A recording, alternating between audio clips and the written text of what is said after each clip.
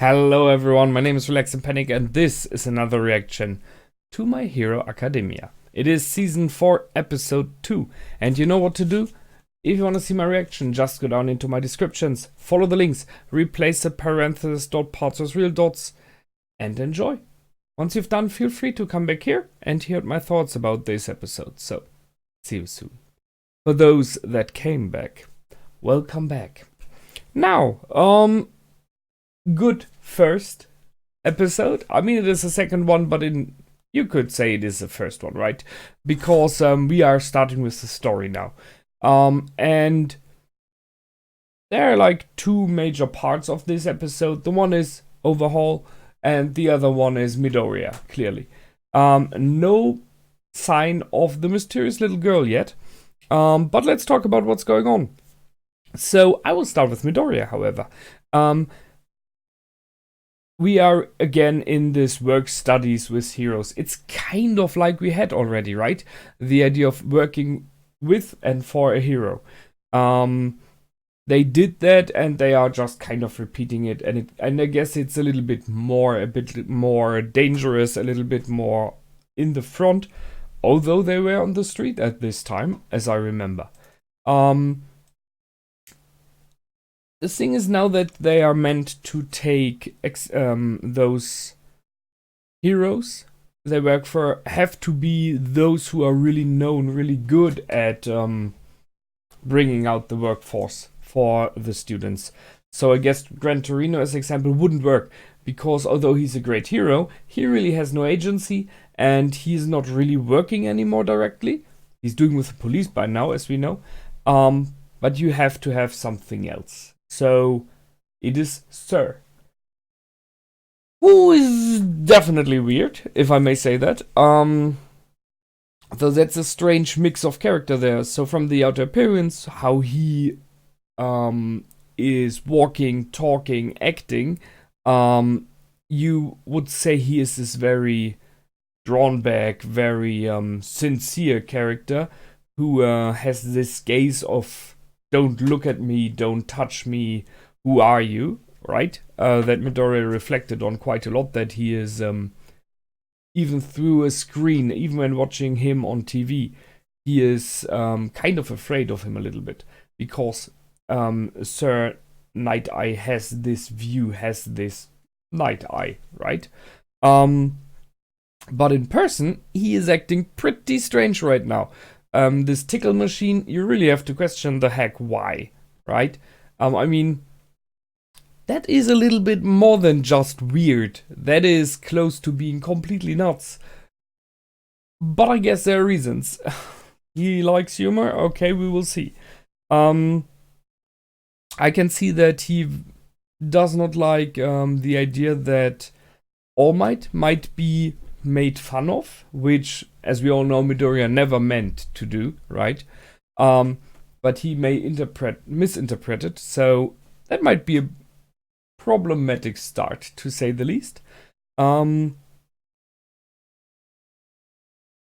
I think it is pretty hard if you go in for an interview, as Midoriya does now, to get the request to make someone laugh. You know, it is the thing, you're sitting there and someone tells you, hey, okay, yeah, that's all pretty nice, and now, if you don't mind, tell us a joke.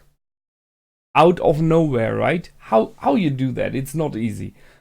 Sure, some may have jokes in the back of their hand that they know of, that they remember, but a joke tells you a lot about the one that tells the joke.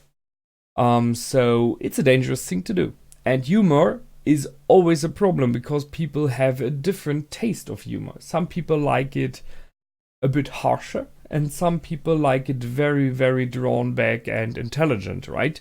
So there are very different kinds of humor, and I have no clue what kind of Cyanide has, although by seeing the tickle machine, it is a weird one. So that's one thing. Additionally, we now learned that All Might considered Togata to be his successor, which makes sense. I mean, he is incredibly strong, as we know, his abilities and his general appeal that he has and his work attitude are incredibly good. So he's someone who's kind of destined to become great, or I mean, he already is, you know what I mean? And if he could keep up that spirit that he has, that would bring him to the top and let him stay there for quite a while, I guess. So it makes sense. And Midoriya just, snuck in and catched it. So why not? We've met some characters now. A Bubble Girl is in there as well, who's a little bit unclear for me. I'm waiting for what her abilities are. And hopefully this strange scene will explain itself a little bit. Maybe it's helping somehow. I have no idea. We know that All Might and Sir Night-Eye have a history due to being a sidekick. That All Might does not like to go back and see him. So he said he was warned by Sir Night-Eye that it would end like this.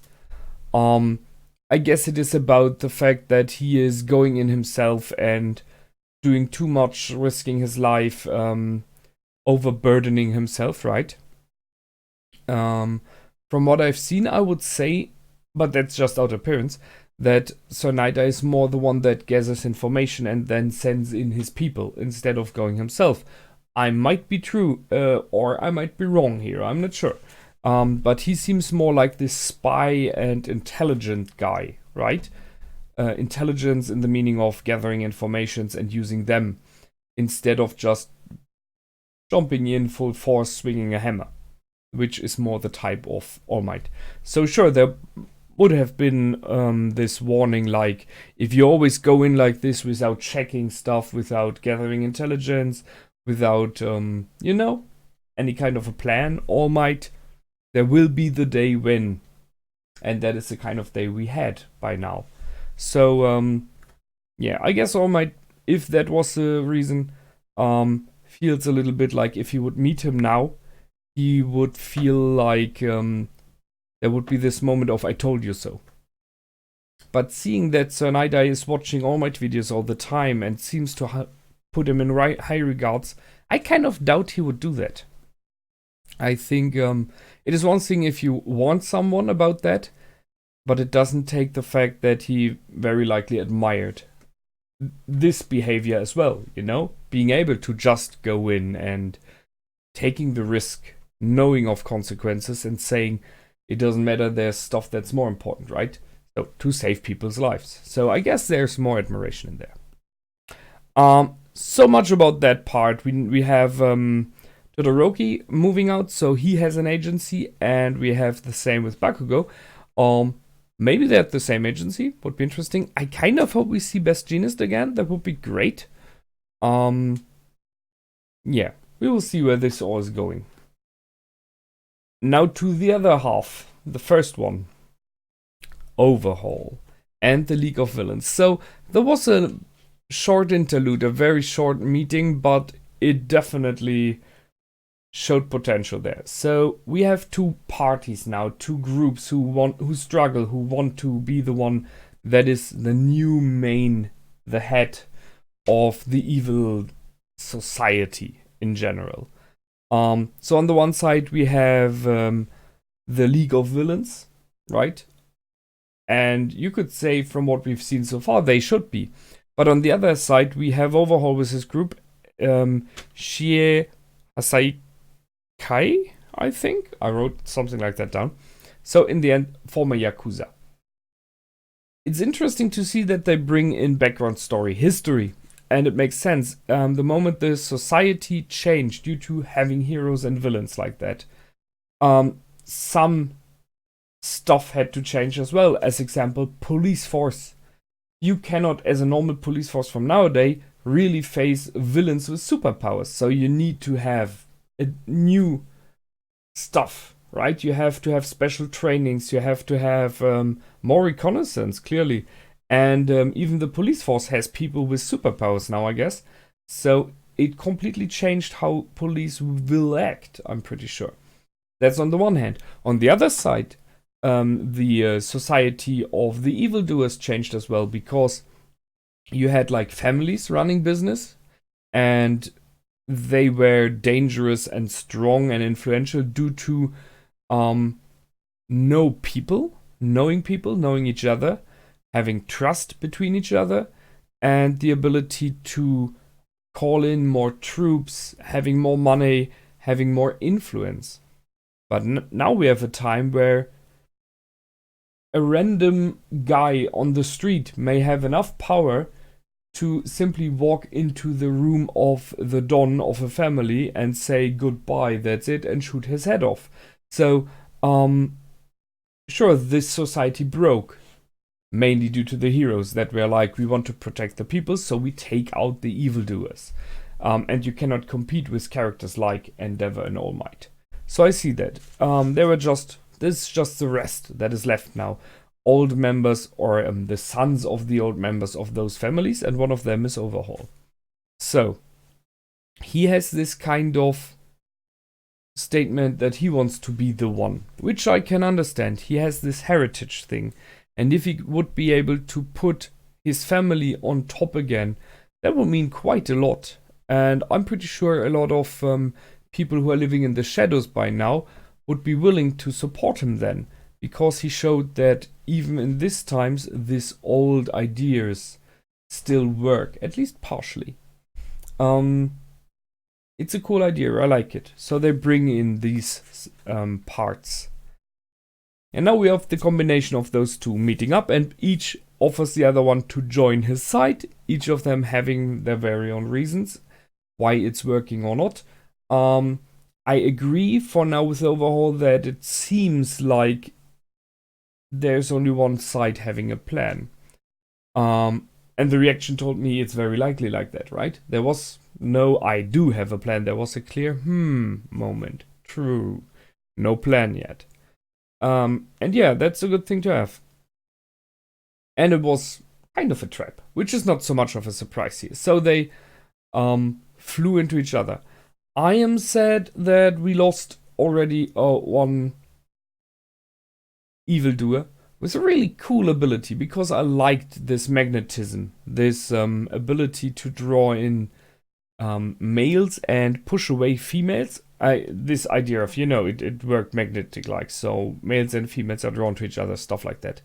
That was a really cool ability, and I would have loved to see more of that in fights, because you can use it immensely and very creative. But nope, he just exploded, just like that. And another one lost his arm. Here we are. Which brings me to Overhaul and his abilities. So, we have seen bullets flying. That was clearly the shooter from Overhaul. The guy who's a little bit like a gunslinger, it seems. So he has a revolver, or a pistol. It looked more like a revolver. And he stated that he missed one shot, which was, I guess, more like a surprisingly missed. So I guess his ability is much focused around this pistol, this revolver, his weapon. We have this huge dude in the background, who is simply a juggernaut, right? Being moved by the little one on top. That's why I called it Master Blaster. It is the Thunderdome Master Blaster, a big hunky dude, and a small one sitting on his back and saying where to go. I think we had a female there as well. And then we have Overhaul. Now, Overhaul. He made Magne explode. His body exploded by touching. You could see he Overhaul removed his handkerchief? His handkerchief? I'm not sure what the word is. I guess so. And just scratched him one moment. And his whole body, like, blossomed up and exploded. So, a lot like his body is reacting incredibly strong towards a disease or whatever. So, like, a mutation effect. And he just bloats up and explodes. That in combination with the fact that he always is kind of scratching. If you realize end of last season, he was doing that a lot like someone else does, right? And he said he does not like to be touched. He hates that he has blood on him and everything is dirty. So he's someone who's obsessed with being clean, with being sterile. so that he's not getting any kind of disease. So I guess his ability is kind of a double-edged sword. He has some kind of disease-like thing going on. Maybe it's in him. He's like a walking disease injector for one major disease or maybe multiple ones. And he just gives them over by touching people who then die due to it. That is, by the way, a concept that is in Doctor Who as example. There's an episode with people who have this ability because they were designed to be like that, to be the cure for everything. You know, if you have every disease inside of you, your blood may cure everyone as well. So that's his ability. Additionally, we had the moment, and that's why I took this picture here, of I can't use my quirk. So the moment he was touched, or he touched him, it looks more like that, he was not able to use his quirk. He did touch with gloves, that's the word, it's not handkerchief, thanks. With gloves at hand, so it's a bit weird there. Maybe someone else blocked his ability, that might be. Or maybe it's just around him, or maybe, which would be hard, Overhaul cannot be really attacked by abilities, but then why should he draw back once Tamura jumped in, right? So there's a lot to question, a lot of stuff happening. I guess we will see. Toga